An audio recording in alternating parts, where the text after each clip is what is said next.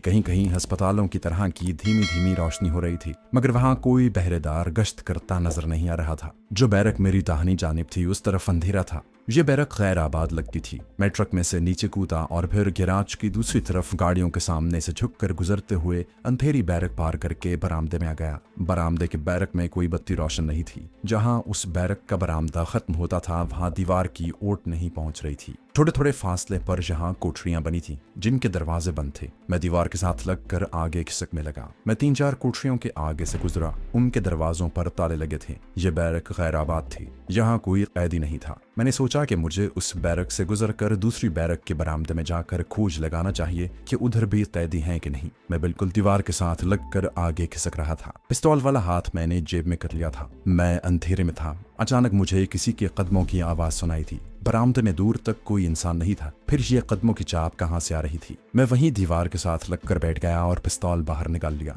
असल में मुझसे 3 कोठरियां छोड़कर एक जगह से जीना नीचे जाता था। यह आदमी उस जगह से बाहर निकला और मेरी तरफ आने की बजाय बरामदे की दूसरी जानिब चलने लगा। वो वर्दी में था और मुझे उसकी कमर से लगे हुए चाबियों के गुच्छे की हल्की सी झनकार सुनाई थी। ये उसकी खुशनसीबी थी कि वो मेरी तरफ नहीं आया था, वरना वो मेरे खामोश जर्मन पिस्तौल की गोली का जरूर निशाना बन जाता। जब वो बरामदे वाली कोठरियों के आखिर में पहुंचकर नीचे जमीन पर कूद गया तो मैं उठकर आगे बढ़ा। 4 कोठरियों के बाद बाएं जानिब एक तंग सा जीना नीचे चला गया। यकीनन नीचे कोई तहखाना या तहखाने थे और नीचे मुसल्ला गार्ड का होना भी जरूरी था। मैं दीवार के साथ लगकर जीना नीचे उतरने लगा। 6-7 पथरीली सीढ़ियां थीं। आगे एक राहदारी बिल्कुल मेरे मुतवाजी होकर गुजर रही थी। मैंने सर दीवार की ओट से निकाल कर देखा। जहां भी ऊपर की तरह राहदारी में मुझे कोई पहरेदार दिखाई न दिया। मैं आहिस्ता से दबे पांव राहदारी में आकर दीवार के साथ लग गया। मेरे सामने वाली कोठरी पर भी ताला पड़ा हुआ था। जरा आगे चला तो एक कोठरी पर ताला नहीं था। उसका दरवाजा बंद था, मगर बाहर से कुंडी भी नहीं लगी थी।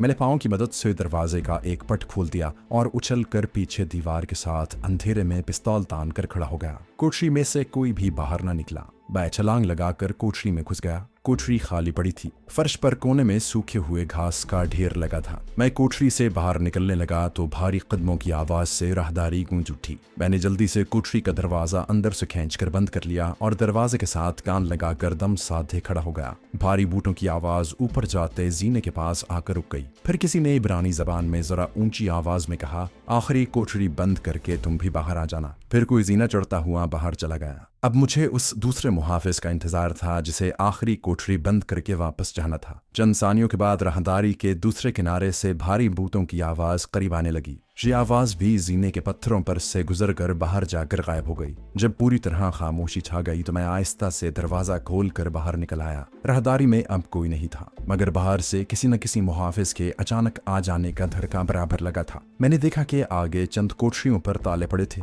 मैंने एक कोठरी के दरवाजे पर आहिस्ता से दस्तक दी। अंदर अगर कोई होगा तो जरूर आवाज देगा और मुझे पता चल जाएगा कि अंदर कोई मर्द है या औरत। पहली 2 कोठरियों में से कोई ना भूला। तीसरी कोठरी के दरवाजे पर आहिस्ता से उंगली मारी तो अंदर से गम में डूबी हुई किसी मर्द की आवाज आई। अब क्यों परेशान करने आए हो? मैं खामोशी से आगे गुजर गया और चौथे दरवाजे पर दस्तक दी। किसी ने अंदर से शाइस्ता मगर कमजोर आवाज में कहा, प्लीज मुझे आराम करने दो। 5वीं कोठरी के दरवाजे की दूसरी जानिब से भी किसी मर्द की आवाज थी। उसने गुस्से से मुझे दफा हो जाने का हुक्म दिया। आगे सिर्फ एक कोठरी थी। उस पर दस्तक दी तो कोई जवाब न आया। दूसरी बार दस्तक दी तो पहले वाली कोठरी से वही गुस्सीला कैदी बोला, वहां किसे आवाज दे रहे हो? तुम्हें मालूम नहीं कि वहां कोई नहीं? दफा हो जाओ। ये सारे सियासी कैदी ही हो सकते थे। इनमें सोनिया कहीं नहीं थी। मैं दबे पांव चलता हुआ जीने पर आया। फिर सीढ़ियां तय करते हुए बाहर बरामदे में आकर दोनों जानिब गौर से देखने लगा। बरामदा खाली था। एक मुहाफिज गश्त लगाता हुआ बाएं जानिब वाली रविश पर नमूदार हुआ। मैं जल्दी से पीछे हट गया।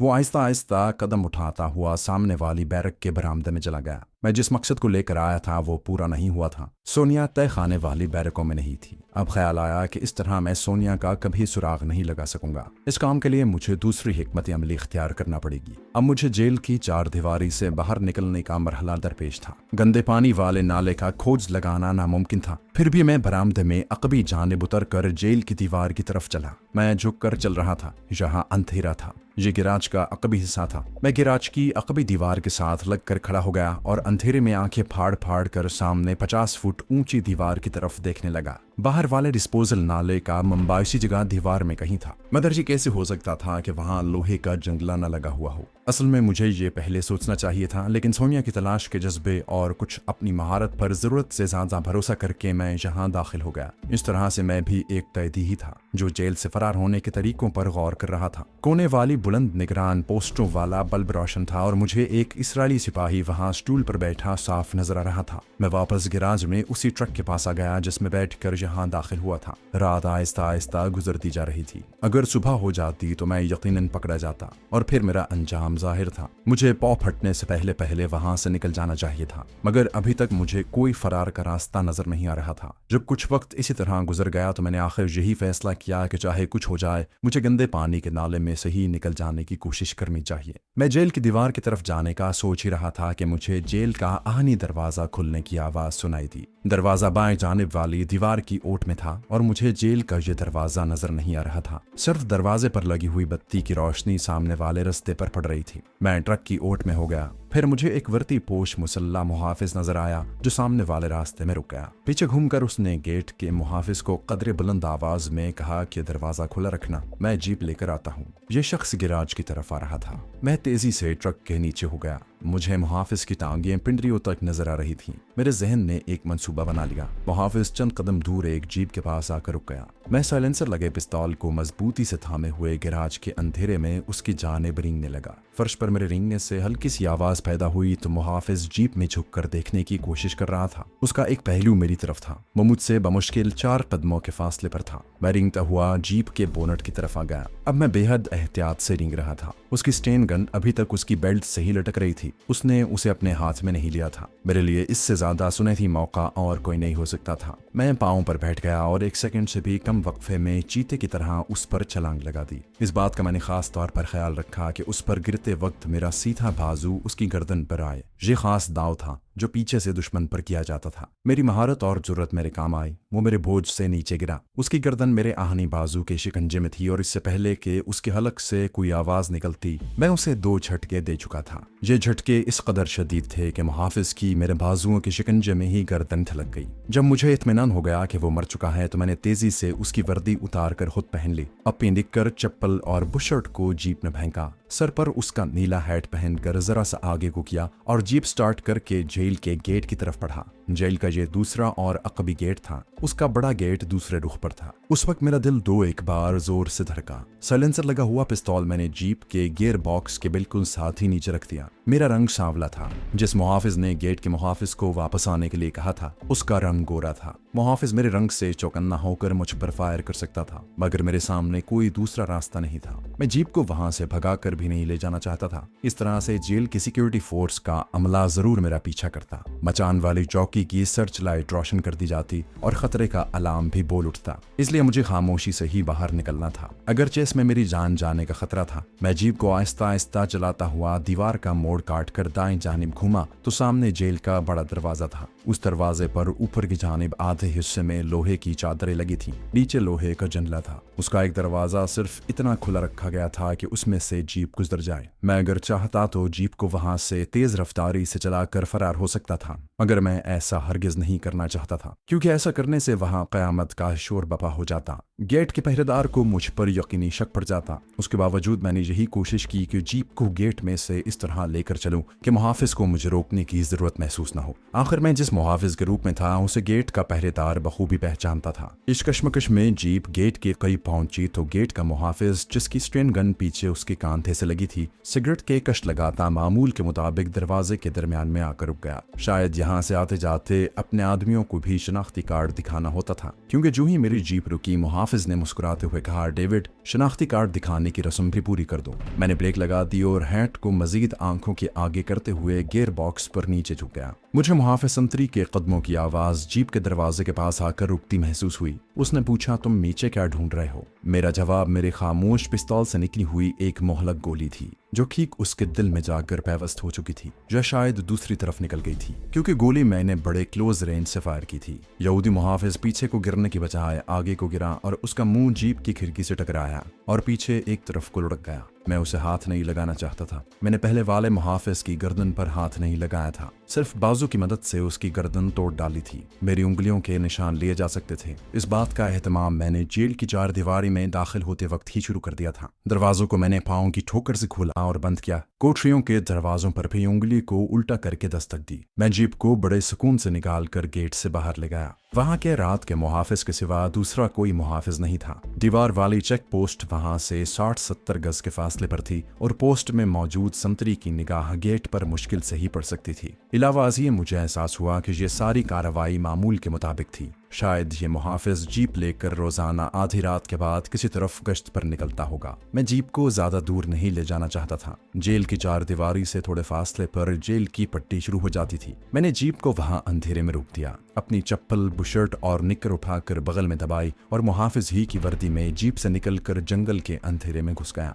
जीप तक मुहाफिज के अपने बूटों के ही निशान थे। आगे जंगल की शबनमी घास थी। मैं बूटों को कदरे घसीट कर चलता रहा ताकि मेरे बूटों के निशान फैलते जाएं। मैंने अपनी रफ्तार तेज कर दी। मेरा रुख दाएं जानिब था, जिधर खारदार तार की बाड़ के पीछे खड नाले के किनारे मैंने ऊंचे तोदे के पहलू में खुफिया लहद खोद रखी थी। यह इलाका मेरा देखा भाला नहीं था। यहाँ बहुत ज्यादा गड्ढे थे। मैं उनमें से गुजरता हुआ आखिर खारदार तार की ऊंची बाड़ के पास पहुंच गया। मैं चट्टान वाली जगह से कस्तन बाड़ नहीं फैलाना चाहता था, क्योंकि मेरी मिट्टी के तोदे वाली खुफिया कमीनगाह उस चट्टान से ज्यादा दूर नहीं थी। मैं अपने पीछे निकली हुई खोजी पार्टी को उस तरफ नहीं ले जाना चाहता था। मेरे पाँव में फौजी बूट थे। मैंने नीली कमीज उतार कर उसको 2 हिस्सों में फाड़ा, उनके रुमाल बनाकर अपने दोनों हाथों पर लपेटा और फौजी बूटों को खारदार तारों के खाली हिस्सों पर रखता हुआ बाढ़ के ऊपर चढ़कर दूसरी तरफ छलांग लगा दी। अपने कपड़ों वाली गठरी मैंने पहले ही दूसरी तरफ फेंक दी थी। जहां मैंने मुहाफिज की नीली वर्दी उतार कर अपने कपड़े पहन लिए, मगर चप्पल की बजाय फौजी बूट ही पहने रखे। अगरचे जहां छोटे छोटे पत्थर घास में बिखरे हुए थे, फिर भी मैं नहीं चाहता था कि जमीन पर मेरी चप्पल का कहीं भी कोई निशान पड़े। मैं अंधेरे में झाड़ियों गढ़ों को फलांगता हुआ एक तरफ चला जा रहा था। मुहाफिज की वर्दी की गठरी भी अब मेरे पास ही थी। एक जगह मुझे अंधेरे में एक गड्ढा दिखाई दिया। मैंने मुहाफिज की वर्दी, उसके हैट और बूटों समेत उस गड्ढे में फेंक दी और ऊपर इधर उधर से सूखे पत्ते और दरख्तों की टूटी फूटी शाखों को डालकर गड्ढे को तकरीबन भर दिया। अब मैं अपनी पुरानी बुशर्ट और निकर में था। पाँव में चप्पल भी पहन ली थी। चट्टान की तरफ जाने का अब सवाल ही पैदा नहीं होता था। चुनाचे मैं दूसरी तरफ से होता हुआ जंगल के आखिरी किनारे पर आ गया। सामने समंदर की वसी चादर पर लहरों की हल्की हल्की सिलवटें पड़ी थीं, जो सितारों की फीकी रोशनी में साहिल की तरफ आकर रेत पर बिछ जाती और हल्की हल्की झाग पैदा होती। अब मैं अपनी चप्पल से निजात हासिल करना चाहता था। यह बहुत बड़ा सबूत था। मुझे गुमान था कि जंगल में मेरी चप्पल तलाश की जा सकती थी और मुझे बड़ी आसानी से गिरफ्तार करवा सकती थी। चुनाचे मैंने यही फैसला किया कि चप्पल मैं किसी जगह जमीन में दबाने की बजाय सुबह समंदर में फेंक दूंगा। आखिर मैंने यहूदियों के 2 मुहाफिजों का खून किया था और सबसे बड़ी बात यह थी कि उनकी शदीद सिक्योरिटी को तोड़ फोड़ कर उनकी जेल में दाखिल हो गया था। इसराइली सिक्योरिटी के लिए यह बहुत बड़ा चैलेंज था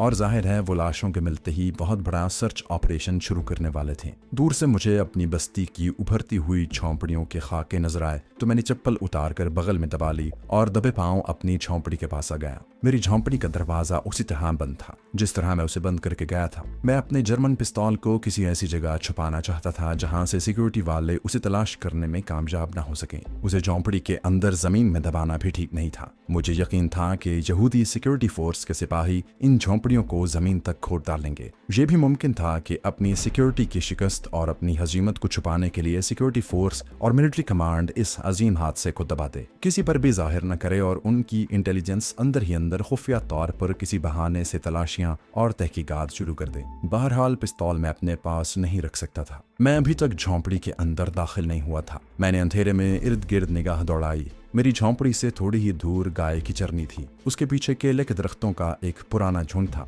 जहां गाय के खुश्क उपलों का ढेर था। मैं अपनी झोंपड़ी में आ गया, वहां से खुरपी ली, उपलों के ढेर के पास जाकर बैठ गया। बस्ती के सब लोग ख्वाब खरगोश के मजे ले रहे थे। चारों तरफ अंधेरा और गहरी खामोशी छाई हुई थी। मैंने एक जगह से उपलों को परे हटाकर जमीन खोदनी शुरू कर दी। करीबन 1 फुट गहरा गड्ढा खोद कर मैंने पिस्तौल को उसमें रखा और ऊपर 1-2 खुश्क उपले रख दिए। गड्ढे की मिट्टी वापस गड्ढे में डालकर उसे बंद करके उस पर घास और खुश्क पत्ते बखेरे और खुश्क उपलों की ढेरी लगा दी। इस काम से फारिग होकर मैं तेजी से वापस अपनी झोंपड़ी में आकर टाट के बिस्तर बिस्तर पर लेट गया। मुझे यूं लगा जैसे मेरे सर पर से किसी ने बहुत बड़ा बोझ उठा लिया हो। अब मुझे पसीना आ गया। मैंने बुशर्ट उतार दी और उससे पसीना पहुंचने लगा। मच्छरों ने मुझे देखते ही जलगार शुरू कर दी, मगर मैं एक बहुत बड़े तूफान से निकल आया था। इन मच्छरों को मैंने कोई अहमियत न दी और सोने की कोशिश करने लगा। मेरा जिस्म थकन से चूर था। थोड़ी देर बाद मुझे नींद आ गई। दूसरे दिन मैं उस वक्त उठा जब दिन काफी निकल आया था। मुझे रमिया दादा ने आकर जगाया।